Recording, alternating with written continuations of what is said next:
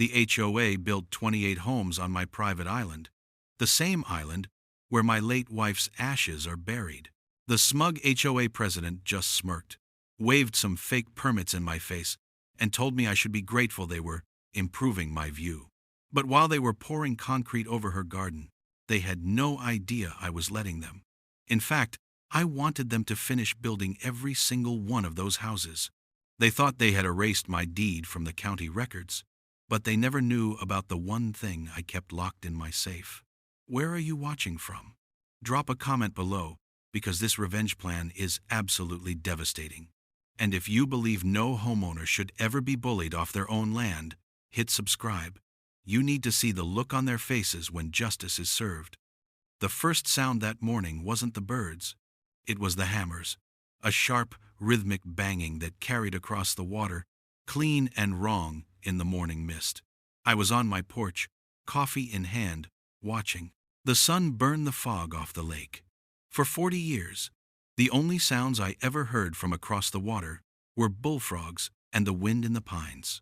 My wife, Ellen, used to say it was the quietest place on earth. It was our place, Haven Island, just a few acres of dirt and rock that we'd bought back in '83, back when it was nothing but a swampy mess. I drained it myself, cleared the brush by hand, built our little cabin board by board. It was supposed to be where we'd retire together. After she passed, it became something else. It was the only place she still felt close. Her ashes were under the big willow tree down by the shore, right where she'd planned to put her garden. So when I heard those hammers, it felt like a rock in my gut. I put my coffee down and grabbed the binoculars. Across the narrow channel, on my island, men in hard hats were pounding survey stakes into the ground. A bulldozer sat near the shore, its metal claw caked with mud. My mud. They'd already cleared a path right through the old deer trail. My first thought wasn't anger, it was confusion. This had to be a mistake. A big, dumb, expensive mistake someone was about to be very sorry for. I untied my little aluminum boat, the same one Ellen and I used to go fishing in, and rowed across. The outboard motor had given up the ghost last spring, and I just hadn't gotten around to fixing it. The closer I got, the worse it looked. They had orange plastic fencing strung up everywhere. A portable toilet stood propped against an ancient oak tree. I beached the boat and walked up to a man holding a set of blueprints. He was young, looked like he was barely out of college, with a clean orange vest and that air of authority you see in people who have never actually been in charge of anything important. "Can I help you?" he asked, not looking up from his papers. "I think you're on the wrong piece of land," I said, keeping my voice level. "This is private property. My property." He finally looked up, squinting at me like I was a strange bug he'd found. "You must be Mr. Dalton," he said, and for a second I thought this was all a misunderstanding that was about to be cleared up. Then he pulled a laminated sheet from a clipboard and handed it to me. "This is the Lakeview Shores HOA development notice. We're breaking ground on the new Haven Island estates. You should have gotten one of these in the mail." The words didn't make any sense. Lakeview Shores was the subdivision on the mainland, a collection of identical beige houses run by a homeowners association known for measuring people's lawns with a ruler. I wasn't part of it. My island was never part of it. I told him as much.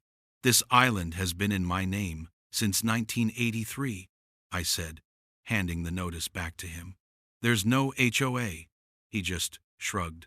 "Says here the HOA purchased this parcel from county surplus last year. You'll have to take it up with them." Then a woman's voice cut in, sharp and sweet like broken glass. "Is there a problem here, gentlemen?"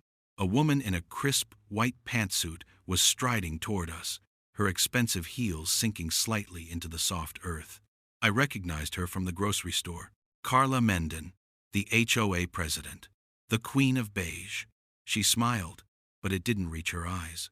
"Mr. Dalton, I presume," she said. "I'm Carla Menden. I was hoping we'd have a chance to speak."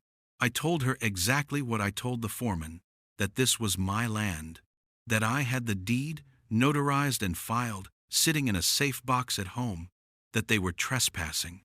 She listened with that patient, condescending nod people use when they're talking to a child or an old fool. "I understand your confusion," she said, her voice dripping with fake sympathy. "But the county records are quite clear.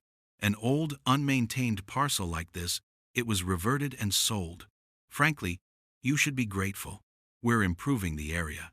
Think of the property values. You'll have a much better view once the model homes are up." That's when the anger started.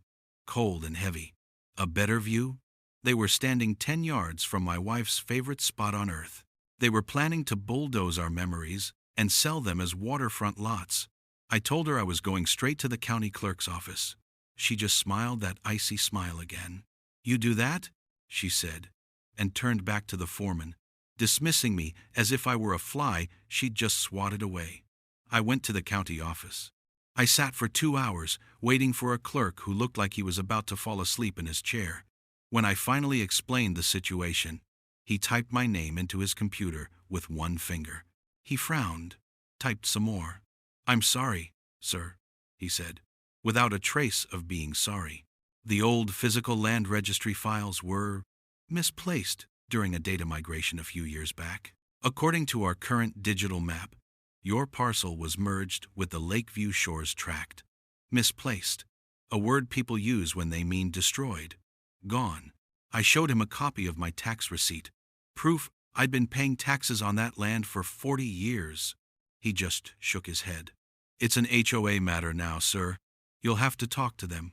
I tried the local newspaper. The reporter listened to my story, took some notes, and said he'd look into it. He never called back. No one was listening. It was my word against their laminated notices and digital maps. That night, I couldn't sleep. I sat on my porch and watched the island. It wasn't dark and quiet anymore. They had brought in huge generators, and the whole place was lit up under harsh floodlights. And then I heard a new sound, a deep, mechanical thump, thump, thump that shook the windows in their frames. A pile driver. They were pounding foundation pilings into the ground. I grabbed my binoculars, my hands shaking now. The machine was right where the willow tree was, right where Ellen's garden was supposed to be. In the cold, artificial light, I could see them tearing up the earth, driving steel and concrete into the heart of my island, my world.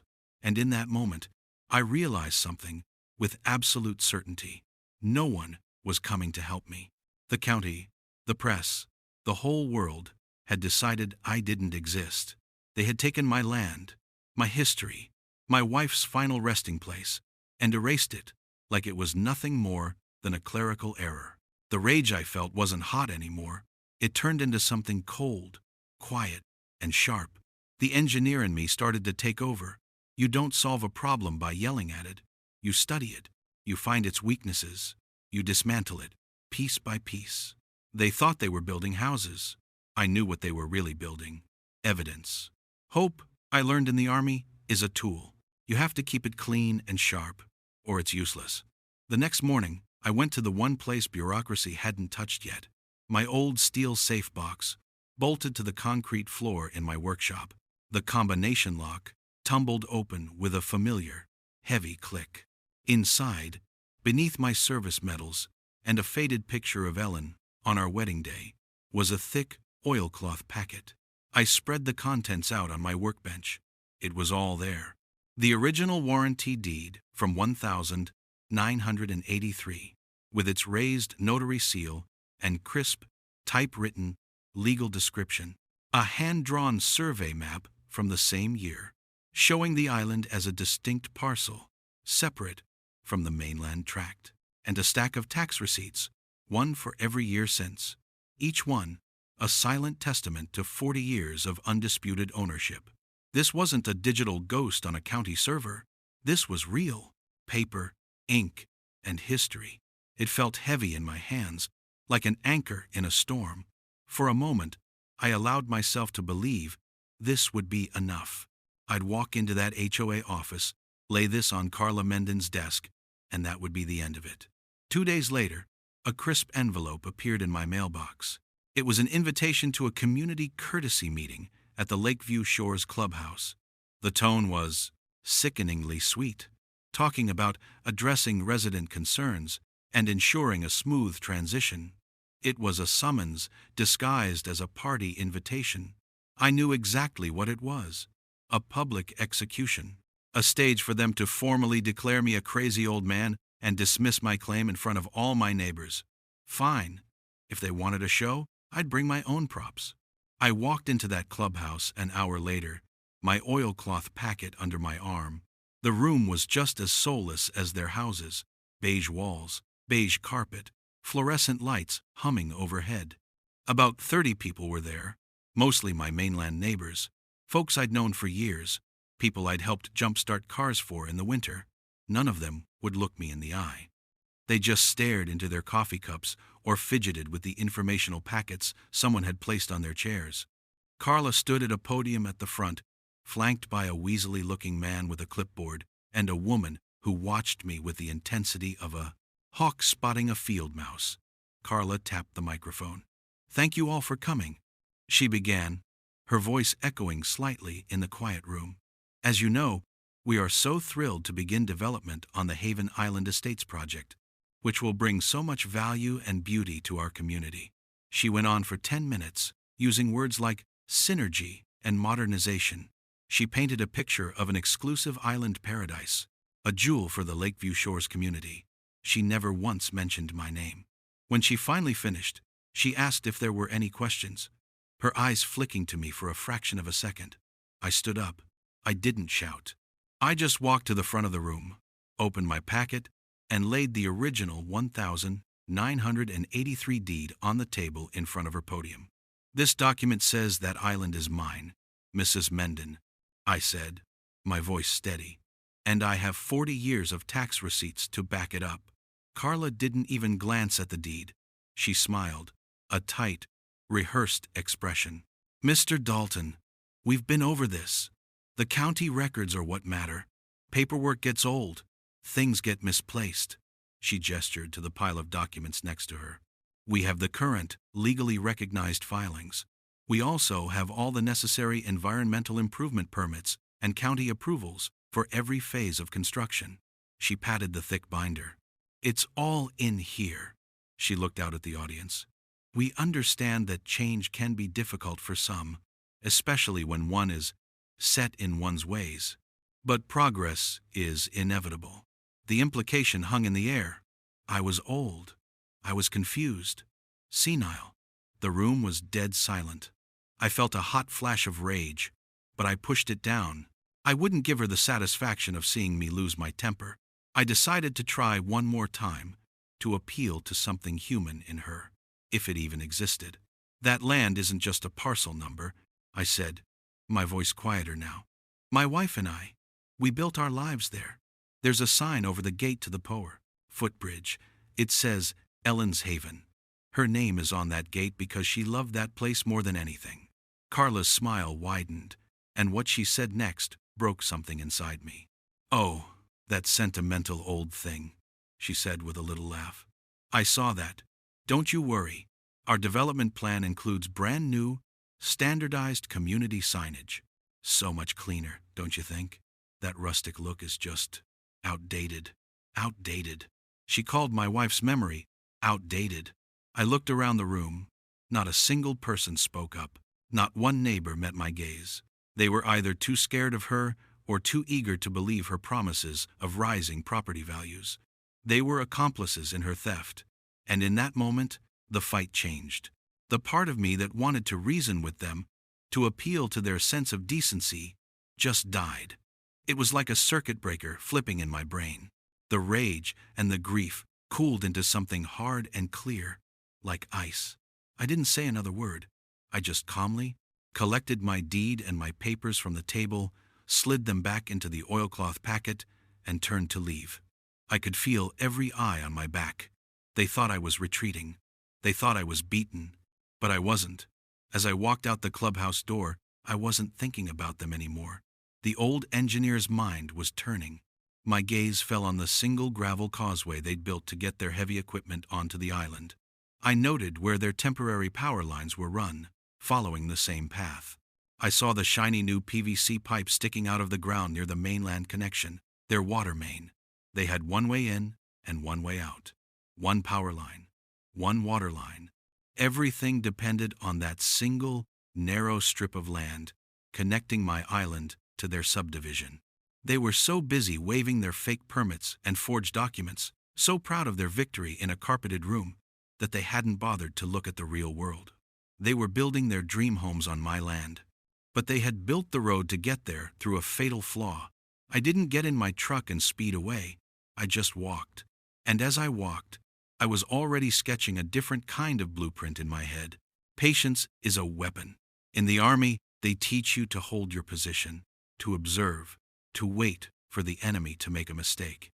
So, I waited. Every day, I watched them transform my island. The rhythmic thump of hammers became the scream of circular saws and the roar of cement mixers.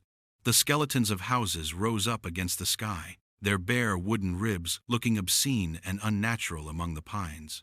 The HOA put up a huge, professionally printed sign at the mainland entrance to the causeway. The future home of Haven Island Estates. Exclusive lakeside living by Lakeview Shores. They even put Carla Menden's smiling face on it. Every morning, I watched her smugly greet the sunrise, and every morning, I documented it. I didn't just sit on my porch anymore. Before the sun was up, I was in my little aluminum boat, a digital camera with a long lens in my hands. I photographed every truck that crossed that causeway, getting clear shots of the logos on their doors, the electrical contractors, the plumbers, the roofers. I recorded the license plates. I took time-stamped photos of their progress, day by day. Afternoons, I'd send up a small drone I'd bought online. It was quiet, no bigger than a hawk, and I'd fly it high over the island, mapping their entire operation. I documented every foundation poured, every wall framed, every road paved. From 500 feet up, their multi-million-dollar project looked like a toy set, vulnerable and exposed. My workshop stopped being a place for tinkering and became a command center. One wall was covered with a massive satellite image of the island, and I pinned my photos to it, tracking their every move with red yarn, like a general planning a campaign. For a while, a small, foolish part of me held on to the idea that the system might actually work. I filed a formal challenge with the county, using my deed and 40 years of tax records as evidence. The case was assigned to a zoning commission that wouldn't meet for another 3 months. It felt like they were trying to run out the clock, hoping I'd just give up. Then, a tiny crack of light appeared. I got a call from a young woman at the county records office, an intern by the sound of her voice. She spoke in a whisper, like she was afraid of being overheard. She'd been tasked with sorting through a warehouse of old, undigitized files, boxes and boxes of paper that had been slated for the shredder. And in one of those boxes, she found it. An archived master plat survey from 1982. It was the original survey for the entire region, and it clearly showed my island, Parcel 7B, as a private holding, completely separate from the mainland tract that would later become Lakeview Shores. She said it was an official county document that had been overlooked, not lost. It proved the county never had the right to sell my land in the first place. She sounded excited, like a hero in a movie who'd just found the secret map. I felt a surge of adrenaline. This was it, the silver bullet. I thanked her, maybe a little too emotionally, and immediately had my son, Evan, help me file a motion based on the new evidence. The HOA's response came a week later. It wasn't a letter. It was a cardboard box. A banker's box, delivered by a courier, filled to the brim with paper. Their lawyer had buried my simple motion under an avalanche of legal nonsense. Motions to dismiss, requests for discovery that demanded decades of my financial records, affidavits from their own survey experts claiming the old plat was obsolete. It was designed to do one thing: cost me money and time I didn't have. They were trying to drown me in paper, bleed me dry until I couldn't afford to fight anymore. It was working. The local paper finally did run a story, but it wasn't the one I'd hoped for. It was a puff piece about the Haven Island Estates, complete with a glowing interview with Carla Mendon about sustainable community growth. At the bottom of the page was a huge advertisement for the HOA's preferred mortgage lender. They hadn't just bought the land, they'd bought the narrative too. The breaking point came on a Tuesday. I saw the asphalt trucks roll across the causeway early that morning. I knew what it meant, but I still rode over, a sick feeling in my stomach. The crew was there, raking hot, black asphalt over the spot where the willow tree used to be. Where Ellen's ashes were, they were paving a parking spot. I just snapped. All the patience, all the discipline, it all just vanished. I beached the boat and ran towards them, shouting. I don't even remember what I said. Something about sacred ground, about who they were. That's where my wife is buried, I finally screamed, my voice raw. One of the workers, a big guy with a sweat-stained shirt, just looked at me, then at his crewmate, and laughed. A deep, ugly, dismissive laugh. He turned back to his work as if I wasn't even there. I stood there, shaking, helpless, as they buried my wife's memory under a layer of steaming blacktop. That evening, I sat on my porch and watched them turn on the lights in the first completed model home. It glowed across the water, a warm, inviting beacon of everything I had lost. My island was a stranger's city now. The feeling of being an outsider looking in on my own life was overwhelming. For a few hours, I felt nothing but defeat. Then, the grief and the rage started to recede, leaving behind the cold, hard certainty I'd felt after that HOA meeting. I went into my workshop. I didn't look at the wall of evidence or the legal papers. I cleared my drafting table, pulled out a fresh sheet of vellum, and sharpened a pencil until its point was like a needle. I didn't start writing a letter to a lawyer or a politician. I started drawing. Clean, precise lines, angles and measurements. Not a plan for revenge. Not yet. It was a plan for justice, engineered to perfection. An engineer is trained to see the world not as it is, but as a system of interconnected parts, stress points, load-bearing structures, and vulnerabilities. After they paved over Ellen's garden, I stopped looking at the houses. I started looking at the system they had built. I spent a week in the county's dusty archives, not in the clerk's office with its useless digital maps, but in the basement where the old paper records were kept. I put in Freedom of Information Act requests for every building permit, every environmental impact study, and every utility easement filed for the Lakeview Shores subdivision since it was first zoned in the late 80s. I wasn't looking for a single document to prove the island was mine. I already had that. I was looking for the flaw in their design. Carla Mendon and her lawyers were experts at the shell game of modern paperwork. They could create a reality on paper that didn't exist in the real world. But they weren't engineers. They didn't understand that every complex system has a single point of failure. I found it on a Thursday afternoon, buried in the microfilm records for a bridge permit filed in 1989. It wasn't even for a bridge, but a small culvert to drain stormwater from the mainland property into the lake. Attached to the permit was a detailed survey of the shoreline, and on that survey, a small, 10-foot wide strip of land was clearly marked. It ran from the edge of the Lakeview Shores property down to the water, right where their new causeway now stood.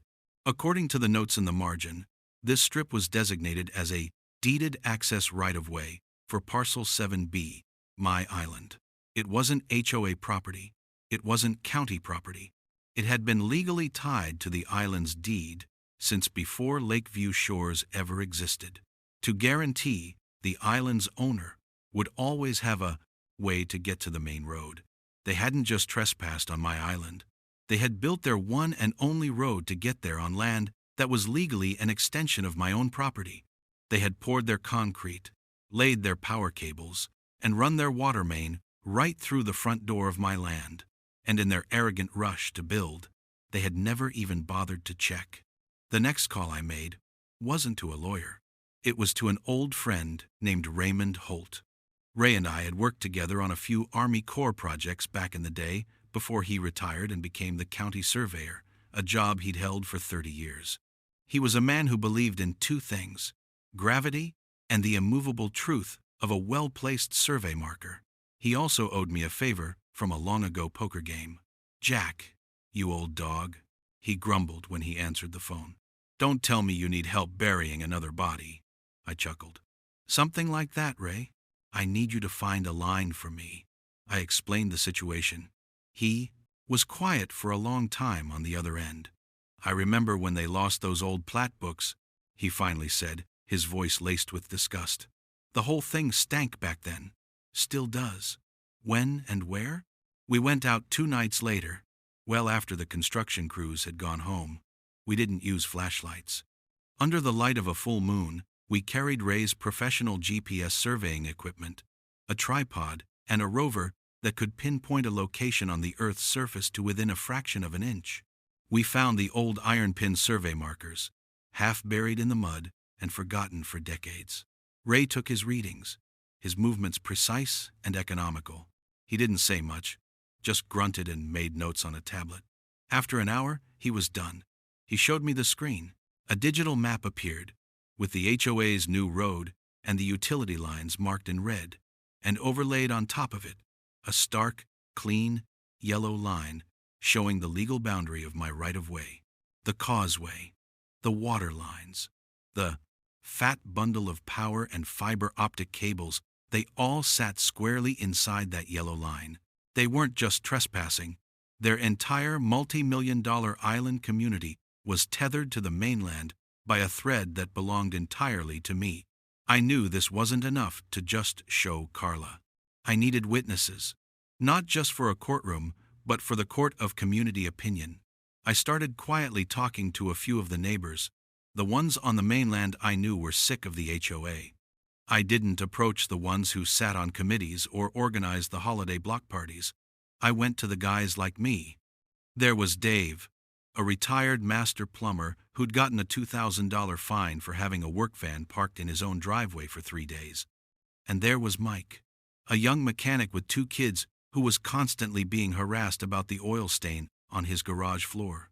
I didn't give them a speech. I just invited them over for a beer, laid Ray's GPS overlay out on my kitchen table, and pointed.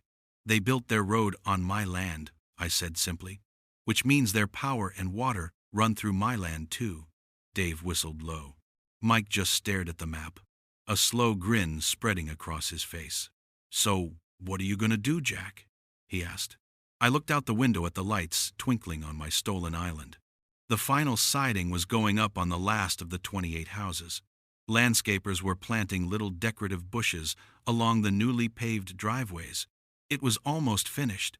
My lawyer had filed a simple injunction for discovery, a standard legal request for the HOA's own survey of the causeway. We got no response. They were ignoring me, confident they'd already won. "I'm going to let them finish," I said, my voice barely above a whisper. "I'm going to let them sell the houses, plant the gardens, and move the families in. Let them get comfortable." I turned back to Dave and Mike, and I saw in their eyes they finally understood. It wasn't about stopping them anymore. "The higher they build," I said, "the harder they'll fall." The waiting was the hardest part. Every morning felt like waking up in enemy territory. I watched families start to take tours of the finished model homes. I saw real estate agents planting sold signs on lawns that should have been Ellen's garden. The strain started to take its toll. The long nights spent poring over documents, the constant low-grade anger simmering in my gut. It started to wear me down. I was losing weight, and a cough I'd picked up in the fall had settled deep in my chest. My son, Evan, drove up from the city one weekend. He took one look at me, at the wall covered in maps and photos, at the stacks of legal papers on my kitchen table, and his face fell. "Dad, this has to stop," he said, his voice full of a weary concern that made me feel 100 years old. "You look terrible. They're going to crush you. These people have lawyers on retainer. They'll just drag this out in court until you're broke. Sell the cabin. Let it go. We can find you a nice condo in the city, closer to us." He meant well. He was a practical man, a man who believed in systems. in settling things through the proper channels. He couldn't understand that the proper channels were the very thing that had failed me. He didn't see this as a fight for land anymore. He saw it as an old man's obsession. Part of me, the tired part, was tempted. For a fleeting moment, I imagined walking away, leaving the noise and the anger behind. Maybe Evan was right. Maybe it was just a piece of dirt. Then the letter came. It was from the HOA, of course. Certified mail. I opened it to find a violation notice printed on thick, official-looking letterhead. They were fining me $18,000 for illegal discharge of sediment and pollutants into Lakeview Lake. My property, they claimed, was causing runoff that was contaminating the water. The irony was so thick, I could barely breathe. They had spent the last 6 months tearing up every square inch of the island, running heavy machinery, churning up a century's worth of mud and topsoil, and they were blaming the erosion on my little half-acre plot with its gravel driveway. Attached to the fine were several blurry photographs, taken from a boat, showing a small trickle of muddy water running off my shoreline after a heavy rain. It was a complete fabrication, a piece of legal theater designed to paint me as the villain and bury me under a mountain of debt. But it wasn't just a fine. It was a declaration of war. They weren't content just to steal my land. They wanted to ruin me, to erase me from the equation entirely. That was the moment all doubt vanished. The fatigue, the cough, the quiet temptation to surrender, it all burned away in a white-hot flash of pure, cold rage. This was no longer just about my land or my wife's memory. It was about them and the kind of casual cruelty they represented. They had pushed me too far. The next Saturday was the grand opening, the official ribbon-cutting ceremony for the Haven Island Estates. The local news station was there, a camera crew setting up tripods near the causeway. Carla Mendon was in her element, dressed in a bright red power suit, shaking hands and beaming for the cameras. Residents of Lakeview Shores milled around, drinking complimentary lemonade from little plastic cups. I drove down and parked at a distance, watching from the anonymity of my old truck. I wasn't there to protest. I wasn't there to shout or make a scene. I was there to observe my enemy on the day of her greatest triumph. I watched her step up to a small podium, a massive pair of ceremonial scissors in her hand. "This is a glorious day for our community," she declared, her voice ringing with false sincerity.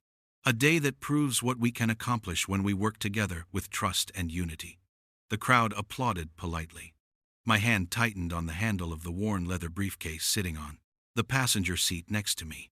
Inside was every piece of evidence I had gathered: the original deed, Ray's GPS survey, my time-stamped photos, the archived county plat, copies of my ignored legal filings, everything.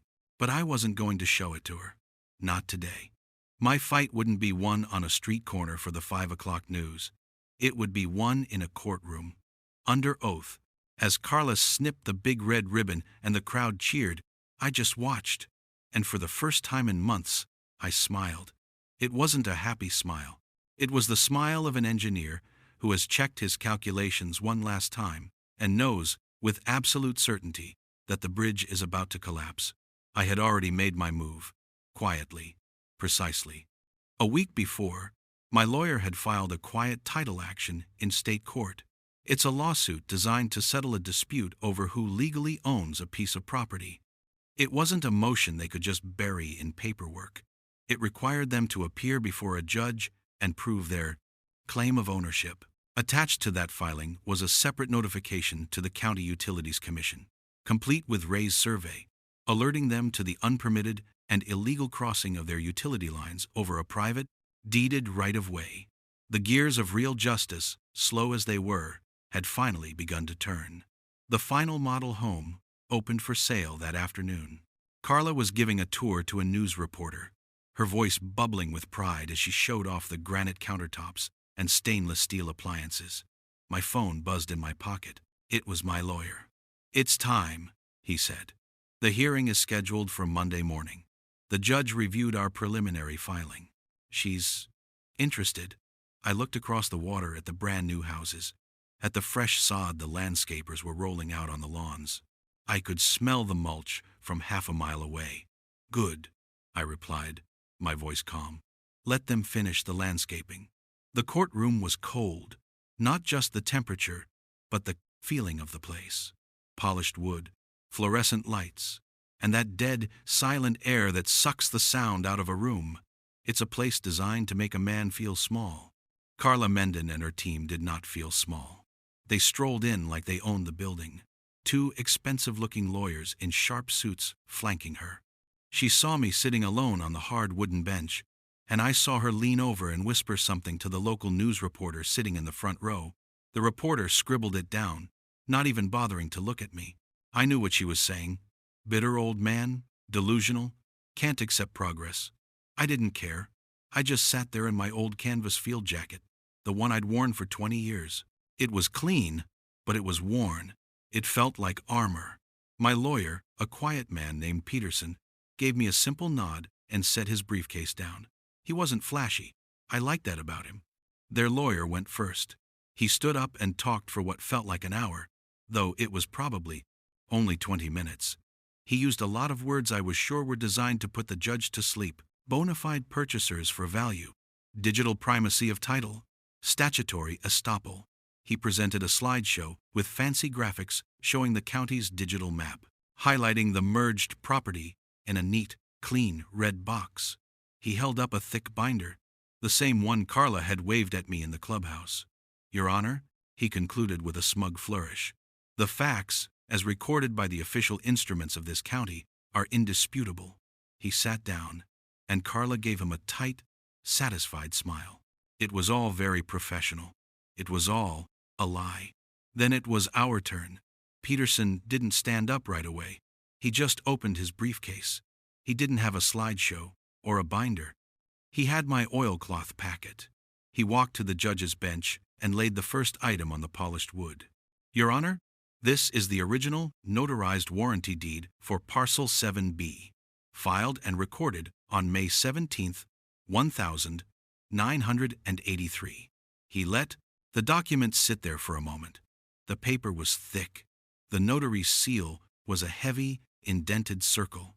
It felt real in a way their digital map never could.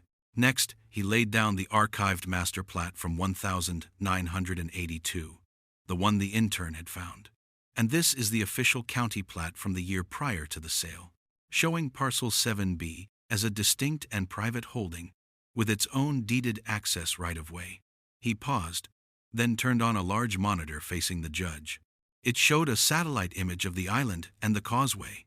"And this, Your Honor, is the reason we are here today." He pressed a button. A single, sharp yellow line appeared on the screen, running from the mainland, right down the middle of the HOA's only road, and connecting to the island.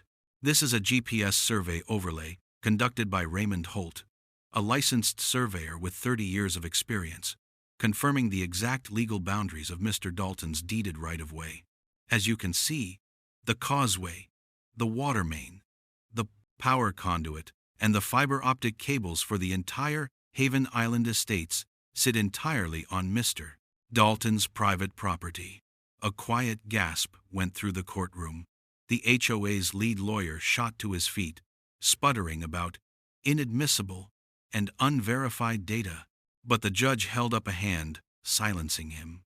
She was a woman in her 60s named Laura Penn, and she had a reputation for not suffering fools. She leaned forward, studying the screen. Her eyes narrowed. She looked from the screen to the old deed, then back to the screen. The whole room was silent. You could hear the hum of the lights. Then she looked at Carla. "Mrs. Menden," the judge said, her voice dangerously calm. "Did your association conduct its own boundary survey before building this road?" Carla's face, which had been a mask of smug confidence, began to crumble. The color drained from it like water from a bucket. Her lawyer started to speak, but she waved him off, a jerky, panicked motion. We relied on the county's digital records," she stammered. The judge nodded slowly. "I see." Just then, a man from the county counsel's office stood up sheepishly from the back of the room. "Your Honor, Upon review of the plaintiff's evidence, it appears the county did, in fact, sell a parcel it did not legally possess title to in the first place, due to a clerical error in the data migration. That was it, the final nail. The room erupted in whispers. The news reporter was scribbling frantically, his jaw hanging open. Judge Penn banged her gavel once. The sound cracked through the room like a rifle shot. The court finds in favor of the plaintiff, Jack Dalton, she declared, her voice ringing with finality. Full title and ownership of Parcel 7B, including all structures and improvements currently upon it, are hereby restored to him. The Lakeview Shores HOA is ordered to pay Mr. Dalton's legal fees and punitive damages to be determined. Furthermore, every homeowner who has purchased a property in the so-called Haven Island Estates must now negotiate individual access and lease terms directly with Mr. Dalton, the legal owner of the land their homes and their utilities sit upon. It was a complete and total victory. The room was spinning. The reporter was rushing towards me with a microphone. Over the chaos, I heard myself speak, my voice sounding distant even to me. I let them finish building. I heard myself say to the judge, because I wanted the evidence of their trespassing to be visible from space. A few people in the gallery actually chuckled. As we were leaving, I passed Carla Menden. She was just standing there, frozen, her face a pale, horrified mask. Her lawyers were huddled together, whispering furiously. She looked at me, her eyes full of a hate that was so pure, it was almost beautiful. I stopped. I didn't raise my voice. I didn't need to. You told me I should be grateful, I said to her, my voice low and even. And you were right. I am grateful. You just built me 28 rental properties. The aftermath wasn't loud. It was a slow, quiet collapse, like a building giving way from the inside. The Lakeview Shores HOA didn't just lose a lawsuit. It lost its authority, its credibility, and its power, all in a single afternoon. The story was the lead on the local news that night. They played a clip of me outside the courthouse, just saying that the land had always belonged to my family. Then they showed Carla Menden shoving a camera out of her face as she scrambled to her car. The next day, the lawsuit started. The families who had bought houses on my island sued the HOA.